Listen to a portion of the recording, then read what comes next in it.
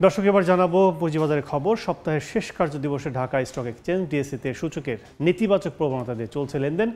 সবশেষ বাজার পরিস্থিতি জানাতে সরাসরি নিয়ে যাচ্ছে ডিএসইর ওয়েবসাইটে। আমরা যদি দর্শক গত সপ্তাহের পরবর্তী থেকে যদি জানাই, সেটা হচ্ছে নিম্নমুখী প্রবণতায় কিন্তু শেষ ধারা অনুযায়ী কিন্তু এই সপ্তাহে কার্যক্রম শুরু করে দেশের পুঁজিবাজারের প্রধান এই পুঁজিবাজার ঢাকা স্টক এক্সচেঞ্জ।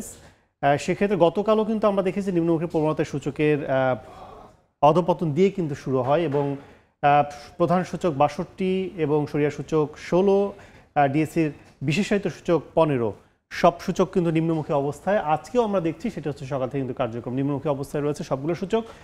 ১৮ পয়েন্ট কমে ডিএসইর প্রধান সূচক ডিএসই এক্স অবস্থান করছে ৪,৫৯৭ পয়েন্টে।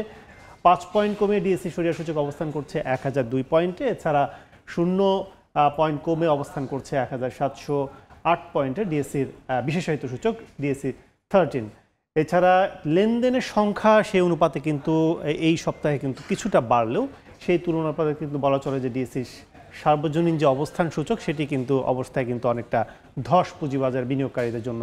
সেক্ষেত্রে এখন পর্যন্ত আজকে লেনদেন হয়েছে ২৬,৫৭২টি শেয়ার, যার বাজার মূল্য দেখছি আমরা ৬০ কোটি টাকা। ১৫০টি প্রতিষ্ঠানের শেয়ার দর ঊর্ধ্বমুখী, ১১০টি প্রতিষ্ঠানের শেয়ার দর নিম্নমুখী এবং অপরিবর্তিত রয়েছে ৯৩টি প্রতিষ্ঠান। তো সব মিলে বলা চলে যে এই সপ্তাহের পুরোটাই কিন্তু নিম্নমুখী প্রবণতা হওয়ার কারণে পুঁজিবাজার বিনিয়োগকারীদের অনেকটাই মনে অনাস্থা সৃষ্টি হচ্ছে। তো এই ছিল ডিএসইর সবশেষ।